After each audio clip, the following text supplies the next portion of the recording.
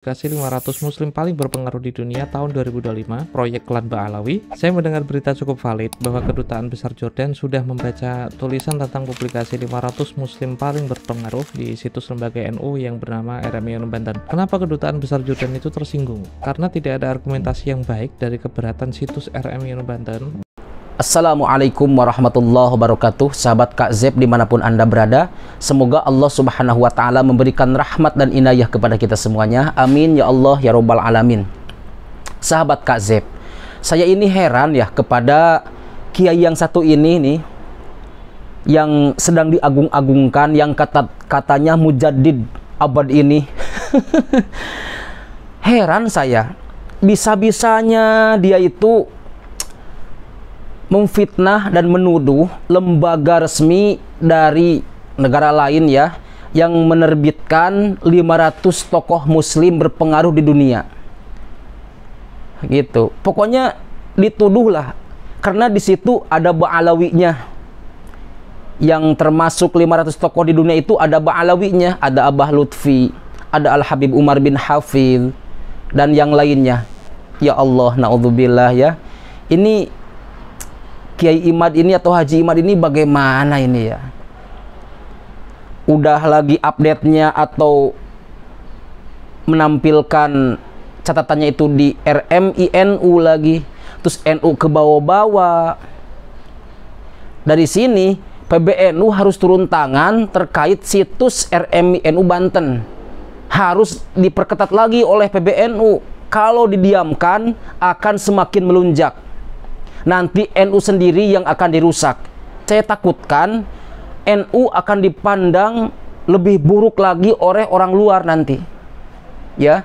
Padahal NU ini adalah salah satu organisasi Islam terbesar di dunia. Ya. Saya takut nanti orang Banten ini, khususnya Pak Haji Imad, memakai situs RMI Banten tidak sesuai dengan koridor yang semestinya, seperti memfitnah, mengadu domba, menebar kebencian. Nanti yang ke bawah-bawah NU juga. Saya sebagai NU tidak terima dengan seperti itu. Maka daripada itu wajib untuk PBNU itu mengambil sikap terhadap RMI NU Banten. Masa sekelas Haji Imad bisanya menuduh, bisanya memfitnah? Naudzubillah tsumma naudzubillah. Ini Haji Imad ini pola pikirnya gimana? Apakah benar dia itu alim? Apakah benar dia itu seorang manusia yang berakhlakul karimah, yang cerdas, yang pinter? Tapi kok perbuatannya seperti ini? Menuduh orang lain seperti itu. Naudzubillah tsumma naudzubillah. Bang Haji Imad, tobatlah Bang Haji. Gini nih teman-teman nih. Jadi pokoknya Anda harus simak semuanya terkait tuduhan Haji Imad kepada proyek atau kepada yang menerbitkan tokoh muslim berpengaruh di dunia. Ya. Karena di situ mungkin ada Abah Lutfi, ada Habib Umar. Jadi dia itu membenci atau menuduh bahwa itu adalah ada kong-kali-kong antara Ba'alawi dan lembaga tersebut. Padahal tidak sama sekali. Lembaga tersebut makan membantah. Bahkan yang dicatutkan adalah NU. Ya teman-teman, simak baik-baik nih dari pamitnya ngantor Gus Rumel Abbas.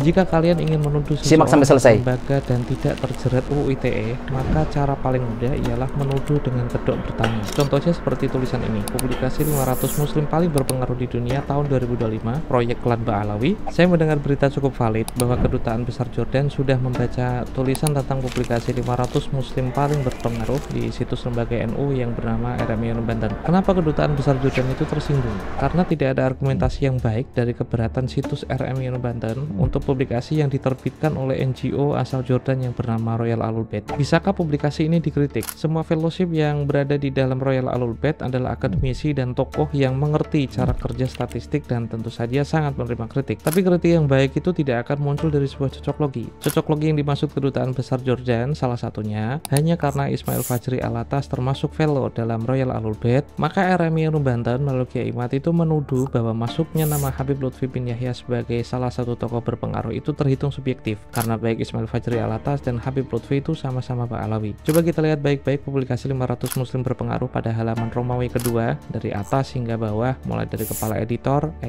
editor manajer hingga para penelitinya, tidak ada nama Fajri Alatas di sana. Jangankan Ismail Fajri Alatas, satupun Ba'alawi tidak ada yang jadi tim penyusun editorial atau peneliti di dalam publikasi ini. Lantas ketika menghubungi Mas Haji, saya memanggil Ismail Fajri Alatas dengan itu, dia punya penjelasan cukup menarik. Sekitar tahun 2017 atau 2018, Mas Haji sempat ditawari jadi editor-in-chief publikasi 500 muslim berpengaruh. Tapi akhirnya dia tidak sanggup menerima tawaran itu karena komitmen waktu yang tidak memungkinkan. Simak pengakuan Mas Haji berikut ini. Tim penyusun publikasi 500 muslim berpengaruh itu punya tim profesional sendiri dan tidak pernah melibatkan anggota Royal Alul Bait, meskipun Mas Haji itu salah satu fellow di NGO ini. Menuduh-nuduh dengan cara cocok logi seperti ini minimal merugikan 3 hal. Pertama, RMI Banten yang menampung tulisan Kiai Imad telah menghina integritas dan intelektualitas para peneliti 500 muslim berpengaruh. Kedua, RMI Banten menyeret nama besar Nahdlatul Ulama dalam menuduh lembaga nirlaba yang berdiri di Jordan, didirikan oleh anggota kerajaan, dikepalai oleh anggota kerajaan pula, diisi oleh intelektual yang juga menghadirkan fakta integritas aman. Secara tidak langsung, Nahdlatul Ulama itu diseret untuk tidak menghormati ilmu pengetahuan yang ditekuni para intelektual di Royal Alul Bait lewat tuduhan cocok logi tadi. Ketiga, dan mungkin ini cukup penting, sebentar lagi Indonesia itu kan dipimpin oleh Presiden Prabowo. Semua orang tahu Pak Prabowo itu punya kedekatan emosional dengan Raja Jordan. Bisakah kalian bayangkan ada kiai yang menyeret-nyeret nama RMI Banten dan Nahdlatul Ulama secara tidak langsung dalam menuduh tanpa bukti sebuah publikasi yang dikawal sendiri oleh keluarga kerajaan Hashimiyun di Jordan? Anda bebas dan boleh saja membenci Ba'alawi, tapi serampangan menuduh-nuduh publikasi orang hanya karena ada Ba'alawi di sana tentu sangat merugikan Nahdlatul Ulama, karena orang NU tidak pernah menjustifikasi tanpa ilmu. Nah, begitu ya teman-teman, paham kan? Disimak sampai selesai barusan penjelasan daripada Gus Rumel Abbas. Begini nih, jadi kayaknya Haji Imad ini punya niatan jahat untuk merusak Islam, untuk merusak marwah NU. Saya ditakutkan seperti itu, untuk merusak dan mengadu domba warga NU, warga Nahdiyin, ulama NU sesama ulama NU. Ditakutkan seperti itu, karena beliau atau Haji Imad ini mengupdate-nya di situs RMI NU. Naudzubillah, tsumma naudzubillah. Yang lain bagaimana sih ini di Banten? Tolong don orang Banten, bagaimana nih kepengurusan di situs RMI Banten? Apakah ada tindakan? Apakah dibiarkan? Apakah kerjasama? Ya, masa kejahatan seperti ini mau dibiarkan? Naudzubillah, tsumma naudzubillah. Ayolah, untuk PBNU Pusat atau untuk PBNU, pengurus besar Nahdlatul Ulama, harus ambil sikap terkait RMI NU Banten. Harus ambil sikap, karena nanti akan merusak marwah NU itu sendiri. Yakin, seyakin-yakinnya saya. Jadi Haji Imad ini dan gengnya itu punya niatan jahat untuk menghancurkan umat Islam di Indonesia. Na'udzubillah, tsumma na'udzubillah. Dan juga Haji Imad ini punya rencana jahat mengadu domba antar umat Islam. Nah, yang tepuk tangan siapa? Yang tepuk tangan pihak ketiga yang tidak suka dengan NU, yang tidak suka dengan Ahlus Sunnah wal Jamaah, yang tidak suka dengan umat Islam Indonesia. Seperti itu. Nanti umat dibentur-benturkan. Ya. Dibentur-benturkan, naudzubillah. Karena saking bencinya ke Ba'alawi, saking bencinya ke Habaib, sampai segitunya menuduh lembaga tadi dengan seperti itu. Itu sudah fitnah. Kiai apa macam iki? Apa kapan tadi sebut kiai? Naudzubillah, tsumma naudzubillah. Jangan lupa di-share sebanyak-banyaknya. Oke? Barakallahu fikum.